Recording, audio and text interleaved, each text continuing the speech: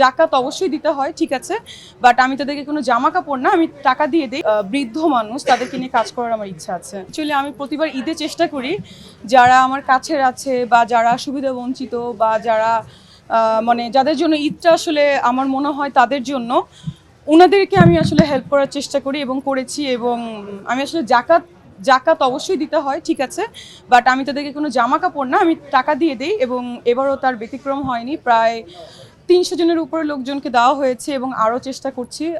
আমার খুব ইচ্ছা যে আমার যদি অনেক টাকা, আরও বেশি টাকা থাকে, এখন আমার এত টাকা নেই। স্যান্ডেলিনা সো, রূপচর্চায় আভিজাত্য। আমি সবাইকে অনেক হেল্প করব, আমি সুবিধাবঞ্চিত মানুষের পাশে দাঁড়াবো, স্পেশালি যারা অনেক বৃদ্ধ মানুষ, তাদেরকে নিয়ে কাজ করার আমার ইচ্ছা আছে। রোজার মাসে অ্যারাবিয়ান ড্রেস পরে আসলেন, এটা কি দুবাই থেকে এই প্রস্তুতি নিয়ে আসছেন কিনা? হ্যাঁ, আমি বলি রোজার মাসে আরাবিয়ান ড্রেস, বিকজ আমার মনে হয়েছে যে এরকম একটা চুল ঢেকে আসা উচিত, কারণ রোজার মাস চলছে। আর একটা ব্যাপার, এই যে জুয়েলারিটা দেখতে পাচ্ছেন, আমি একটা নতুন দুবাইতে জুয়েলারি শপ লঞ্চিং করতে যাচ্ছি। অলরেডি সবই প্রসেসিং শেষ, সেটার নাম হচ্ছে মিষ্টি ফাইন গোল্ড জুয়েলারি। সো ওইখানেরই এটা গোল্ডের, এবং আমি এই জন্য এটাকে আজকে অ্যাডভার্টাইজমেন্ট করার জন্য চলে এসেছি। এবং এই ড্রেসটাও ইউনিকভাবে বানানো, আমার যে ফ্যাশন হাউস আছে জান্নাত এক্সপ্রেস, ওটা থেকে আমি লঞ্চিং করতে যাচ্ছি।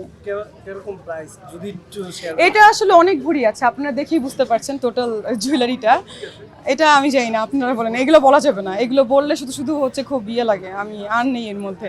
শুধুমাত্র বলেছি বিকজ এটা আমার কি বলে, আমার কোম্পানি থেকে, মানে আমার মিষ্টি ফাইনগঞ্জ জুয়েলারি থেকে করা হচ্ছে বলে এটা নিয়ে আমি বলেছি। বাবাকে ছাড়া এবার প্রথম ঈদ, আমি তো আবার বললাম যে আই এম গেটিং ইমোশনাল, এটা আসলে বলতে চাচ্ছি না। তো এটাই ফার্স্ট টাইম যে বাবাকে ছাড়া ঈদ, তো আমার আসলে এবার ঈদ হবে না। কিন্তু অ্যাকচুয়ালি আমি প্রতিবার ঈদে চেষ্টা করি যারা আমার কাছের আছে বা যারা সুবিধা বঞ্চিত বা যারা মানে যাদের জন্য ঈদটা আসলে আমার মনে হয় তাদের জন্য, ওনাদেরকে আমি আসলে হেল্প করার চেষ্টা করি।